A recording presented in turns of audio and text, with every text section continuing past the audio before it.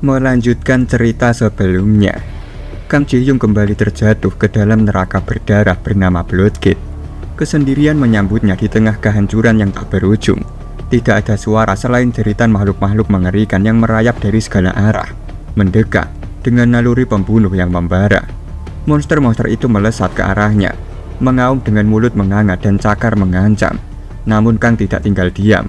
Dengan amarah dan kehancuran yang telah menjadi bagian dari dirinya, ia menghunuskan tulang runcing yang menjulur dari lengannya. Setiap ayunan senjatanya memancarkan cipratan darah pekat, menebas tubuh-tubuh menjijikan yang mencoba mencabiknya hidup-hidup. Daging terbelah, tulang terpatahkan. Kang menari dalam kekacauan, menebas segalanya dengan kekuatan yang terus meluap. Namun, jumlah mereka seperti tak ada akhir. Monster terus berdatangan, seperti lautan daging dan gigi yang tak pernah surut. Kang mulai terdesak. Di tengah pertarungan sengit itu, langkahnya goyah, kakinya tergelincir genangan darah, dan tubuhnya menghantam lantai batu yang keras. Pandangannya kabur sesaat, dan ketika ia mengangkat kepalanya, wajah itu, Taeso, bukan satu, tapi puluhan, ratusan, muncul dari balik kegelapan, dari tubuh-tubuh monster yang menyerupai sosok pembunuh ibunya. Wajah itu menghantuinya, menertawakannya, menghinanya. Kang mengerang dan meraung. Dengan kegilaan yang meluap, ia mengoyak kepala sosok-sosok berwajah Taeso, merobeknya seperti kertas basah. Dalam amarah yang menggetarkan jiwanya, tiba-tiba sebuah kaki raksasa menghantam dari atas, menghancurkan tubuh Kang dalam sekejap. Tengkoraknya retak, tulangnya hancur, dan darahnya meledak ke segala arah. Namun, kematian tidak datang padanya. Dalam hitungan detik, tubuh Kang kembali terbentuk. Ia menancapkan bilah tulangnya ke kaki monster raksasa yang menginjaknya. Suara retakan menggelegar. Satu gerakan, satu tebasan mematikan. Dan monster raksasa itu terbelah dari pangkal kaki hingga kepala. Darah mengguyur tubuh Kang seperti hujan neraka, menenggelamkannya dalam genangan kebrutalan. Kini, monster-monster dari neraka mulai berbondong-bondong mendekat. Tubuh mereka menggeliat dari kegelapan seperti arus kutukan yang tak terbendung. Makhluk-makhluk menjijikan itu menjerit, melolong, dan menyeret tubuh-tubuh mereka dengan mulut menganga siap melumat Kang hidup-hidup. Atau mungkin justru sebaliknya. Kang berdiri di neraka itu seorang diri, giginya bergemertak, bukan karena ketakutan, tapi karena gairah membunuh yang mulai mendidih dalam nadinya. Matanya memerah dan tubuhnya bergetar seiring dengan ledakan kekuatan yang tak tertahankan. Waktu berlalu begitu cepat sejak Kang terjebak di neraka. Insiden Bloodgate 6 tahun lalu masih menjadi bayang-bayang kelam dalam sejarah umat manusia. Sebuah tragedi besar yang merenggut nyawa tak terhitung jumlahnya, termasuk para pahlawan negara. Dan dari semua nama yang disebut dalam sejarah, satu nama bersinar paling terang, Hunter Taeso. Kini Taeso sang pahlawan tampak berada di dalam kamar pribadinya. Di sekelilingnya, dua wanita menemani, namun tak satu pun mampu menyentuh kehampaan di dalam dirinya. Sorotan matanya tampak kesal ketika layar televisi kembali menayangkan ulang insiden 6 tahun lalu. Dengan satu gerakan, ia menghancurkan layar itu tanpa ragu. Salah satu wanita mendekat, memeluk Taeso sambil menggoda bahwa ia terlalu cuek. Tapi kalimat sederhana itu memicu kilatan memori dalam benaknya. Momen saat ia membunuh Yeju dengan tangannya sendiri. Dalam sekejap, tubuh wanita itu meledak tanpa peringatan, mencipratkan darah ke seluruh penjuru kamar. Daging dan tulangnya seolah menalah lenyap dalam sekejap. Wanita satunya berteriak histeris, wajahnya pucat pasi melihat kejadian mengerikan di hadapannya. Dengan tubuh berlumuran darah, ia berlari ketakutan keluar dari kamar, meninggalkan jejak bercak merah di sepanjang lorong. Suara langkah lembut terdengar dari kejauhan. Seorang wanita muncul dari balik pintu. Ia bukan terkejut, bukan takut, hanya pasrah. Yumin menatap kamar yang penuh darah itu sejenak, lalu perlahan menghampiri Taeso. Tanpa menghakimi, ia duduk di atas ranjang yang kini berlumuran darah, lalu menatap wajah pria yang telah berubah menjadi monster emosional itu. Dengan lembut, tangannya menyentuh pipi Taeso. Sinar samar mengalir dari telapak tangannya, kekuatan penyembuh yang hangat namun syarat kesedihan. Suara Yumin terdengar pelan, tenang, namun menusuk. Membunuh tak akan menghapus rasa sakitnya. Tatapan Taeso mulai goyah, air mata mengalir pelan dari sudut matanya. Tak ada jeritan, tak ada keraguan, hanya keheningan.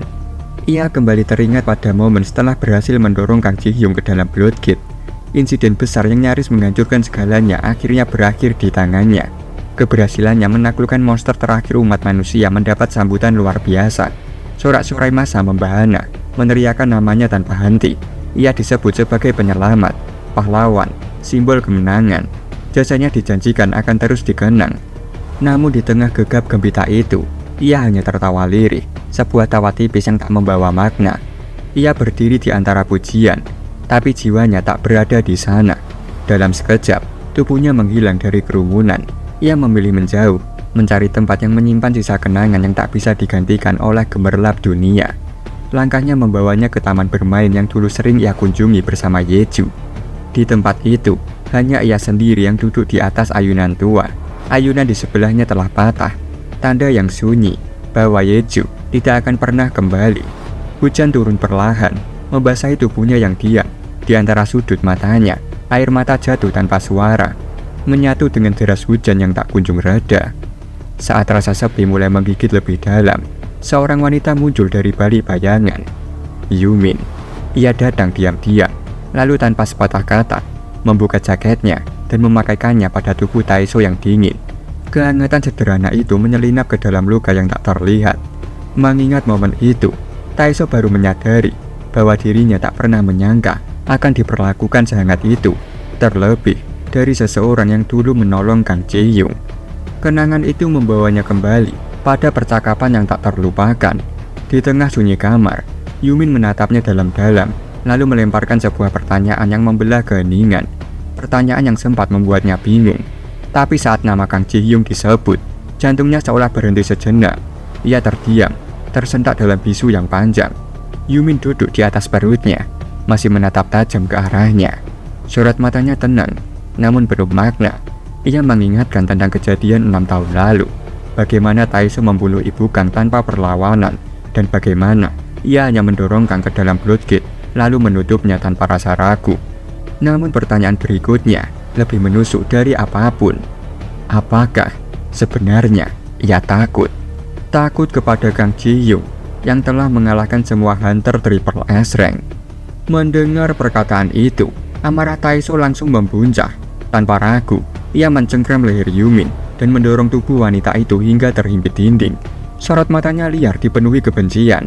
Ia menatap tajam ke arah Yumin, lalu menyeringai penuh amarah. Dengan suara berat, ia mengaku ingin Kang kembali, bukan untuk berdamai, tapi untuk mencapik-capiknya hidup-hidup. Ia ingin memastikan sendiri bahwa Kang Ji-hyung menderita. Bahkan, ia telah mencoba membuka gate demi mencapainya, hanya untuk mencari tahu apakah Kang benar-benar tersiksa di dalam neraka. Namun upaya itu sia-sia, tidak ada satupun celah yang bisa membawanya ke sana. Neraka tetap tertutup baginya.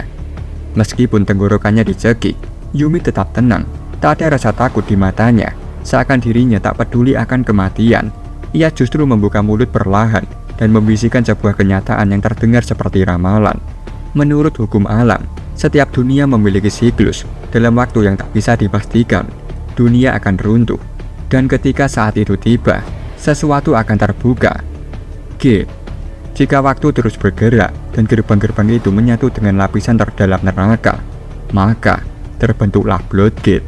Yumin menjelaskan, meskipun Taesho telah mengurungkan Ji-hyung di sana, ia bukanlah satu-satunya makhluk dalam tempat itu. Pemilik sejati dari neraka akan menemukan Kang, dan ketika saatnya tiba, ia akan kembali. Maka Taesho tak perlu mencarinya, karena pertemuan itu akan datang dengan sendirinya. Emosi Taesho mulai mereda, digantikan oleh rasa penasaran yang menghantui. Ia menatap wanita itu, mencoba memahami maksud dari kata-katanya. Lalu dengan nada lebih tenang, ia bertanya, apa yang sebenarnya dimaksud Yumin barusan. Namun Yumin tidak memberikan jawaban pasti. Ia hanya tersenyum samar, lalu berkata agar Taesho terus hidup, cukup menunggu sampai waktu itu datang. Tak puas dengan jawaban mengambang itu, Taesho langsung meraih tangan Yumin, menatapnya lekat-lekat. Ada kecurigaan yang tumbuh dalam benaknya. Ia bertanya, siapa sebenarnya wanita itu? Identitasnya, masa lalunya, semuanya mulai terasa mencurigakan. Tapi Yumin hanya terkekeh pelan, seolah pertanyaan itu justru menghiburnya. Ia menatap Taesho dalam, lalu membalas pertanyaan dengan pertanyaan lain. Apakah Taesho benar-benar penasaran. Pertanyaan yang menggantung di udara itu terasa lebih menyeramkan daripada jawaban apapun. Melihat rasa penasaran yang terpancar jelas dari wajah Taesho, Yumin akhirnya mulai membuka mulut. Suaranya pelan, namun penuh tekanan, seolah setiap kata yang keluar membawa beban rahasia dunia. Ia menjelaskan tentang sosok yang selama ini tersembunyi dari pemahaman manusia. Pyle, sang manajer neraka. Dalam dunia yang terus diliputi kehancuran dan munculnya Gate, Pyle adalah makhluk yang ditakdirkan memimpin pasukan neraka dan menghancurkan setiap dunia yang terhubung melalui Blood Gate. Ia bukan sekedar penguasa, melainkan bencana alam yang berbentuk kesadaran. Dunia demi dunia telah dilumat oleh kekuatan pasukannya. Namun untuk pertama kalinya sepanjang sejarah, seluruh Gate tertutup. Menciptakan Gate adalah hukum semesta, kekuatan mutlak yang bahkan Pyle sendiri tak mampu langgar. Namun muncul satu anomali, Kang Ji-hyung. Manusia itu yang melarikan diri dari neraka telah menyerap dan merusak kekuatan dimensional milik Pyle, menciptakan retakan yang tak seharusnya ada. Dalam retakan itulah Kang membuka Gate secara tidak wajar, bukan sebagai manusia, tapi sebagai entitas lain. Saat Kang masuk kembali ke dalam Blood Gate, Pyle merasakan kehadiran asing itu bukan lagi manusia, tapi makhluk yang telah berevolusi menjadi monster. Pyle mencarinya di antara lapisan neraka, namun jejaknya lenyap. Tak ada yang bisa ditemukan hingga 6 tahun kemudian. Waktu telah berjalan, dan kini, setelah penantian panjang, Pyle akhirnya menemukannya. Ketika kata-kata itu selesai keluar dari mulut Yumin, dunia seolah merespon. Langit mendadak berubah warna. Cahaya merah menyala menembus awan, menghadam gedung tempat mereka berada. Sinar itu menyusup lewat celah-celah kaca, mewarnai ruangan dengan pancaran neraka yang membara. Yumin hanya menatap Taesho dalam-dalam. Tak ada rasa panik di wajahnya, hanya kepastian. Lalu dengan suara tenang namun menohok, ia menyampaikan satu kalimat yang menghantam kesadaran Taesho seperti petir. Ia telah kembali. Kini kita beralih ke Kang Ji-hyung. Ia tengah duduk di dalam sebuah bioskop bersama 2 orang yang menemaninya. Di tengah ruangan yang gelap dan sunyi, layar besar perlahan menyala, memutar sebuah film yang tak asing. Film itu adalah tentang dirinya sendiri. Saat cahaya dari layar mulai memancar, monolog dalam pikirannya pun mengalir, menyatu dengan kilasan adegan yang diputar di hadapannya. Film itu menggambarkan hidupnya, penuh tragedi yang tak henti-henti, tentang kematian ibunya yang dicabik tanpa ampun, tentang tubuhnya yang terperangkap di dalam Blood Gate selama 6 tahun, bukan sebagai manusia, tapi sebagai monster. Ia bisa saja keluar lebih awal, jika saja ia mau menerima kekuatan yang ditawarkan padanya. Tapi ia tahu, bila ia benar-benar menerimanya, dunia luar akan hancur. Ia tidak ingin itu terjadi, tidak dulu, tidak saat itu. Namun, di dalam neraka itu, akal sehatnya perlahan terkikis, kegilaan mulai menggerogoti jiwanya. Ia hanya ingin keluar dari siksaan tanpa akhir itu, keluar untuk membalaskan dendam. Ia ingin Taesho merasakan hal yang sama seperti yang dialami ibunya. Tapi tidak, bagi Kang, pria itu pantas mendapat penderitaan yang jauh lebih menyakitkan, lebih dari sekedar kematian. Ia ingin mengoyak tubuh pria itu dari dalam, membuatnya tidak mampu bernafas, memecahkannya perlahan-lahan selagi masih hidup, barulah kemudian membunuhnya. Namun bahkan dengan seluruh amarah yang membakar dirinya, Kang tahu ia tidak bisa membunuh orang-orang yang tidak bersalah. Ia hanya ingin ibunya tahu satu hal, bahwa dulunya ia pun adalah orang yang tidak bersalah. Ayahnya meninggal karena seorang pengemudi yang menerobos lampu merah. Ia dihajar, dipukuli, dijatuhkan oleh seorang pria keparat tanpa tahu kenapa. Setelah 5 tahun di dalam Blood Gate, apapun yang ia lakukan hanyalah bentuk perlindungan diri. Ia menghancurkan Jepang, bukan karena ambisi gila, tapi demi satu hal, menyelamatkan ibunya. Lalu ada Lucas. Bagi Kang, pria itu berbeda. Lucas bukan pahlawan, bukan penyelamat. Ia hanyalah bajingan lain yang terus mengoceh tentang omong kosong, bahkan ketika Lucas punya kekuatan untuk membantunya. Untuk pria Cina bodoh itu, ia muncul dan mati karena kebodohannya sendiri. Jika bukan karena ulahnya, Kang pasti sudah hidup tenang bersama ibunya. Tapi kenyataannya tidak pernah semudah itu. Takdir tak pernah berpihak. Han Taesho tetap akan datang dan tetap akan membunuh ibunya, tidak peduli seberapa keras Kang berusaha. Setelah menceritakan semuanya, Kang ingin jujur. Ia ingin berkata pada ibunya bahwa ia telah membunuh banyak orang tak bersalah. Dan sekarang, dalam dirinya tumbuh sebuah rasa keinginan agar semua orang mati saja. Layar film perlahan memudar, ceritanya berakhir. Tawa tumpah, Kang dan dua orang yang duduk di sampingnya tertawa kecil setelah film selesai diputar. Tawa itu hanya berlangsung sebentar, karena suasana tiba-tiba menjadi hening. Dua orang yang duduk di samping Kang bukan siapa-siapa. Mereka adalah ibunya sendiri, namun dengan tubuh yang terbelah dua, dan Kang duduk di antara kedua belahan tubuh itu. Diam, hening. Namun film itu belum benar-benar selesai. Masih ada satu catatan terakhir yang muncul di layar. Berkat pahlawan negara Han Tae-soo, dunia telah menikmati kedamaian untuk waktu yang panjang. Semua orang hidup bahagia, bahagia sekali, selama Kang tidak ada di sana. Dan film berakhir. Tapi tidak berakhir bagi Kang. Film itu boleh saja berakhir, tapi hidupnya belum. Kang bangkit dari kursi. Ia berjalan pelan ke depan, lalu merobek layar bioskop itu dengan tangannya. Layar itu terkoyak lebar, terbelah bersama semua kepalsuan yang selama ini ditayangkan padanya.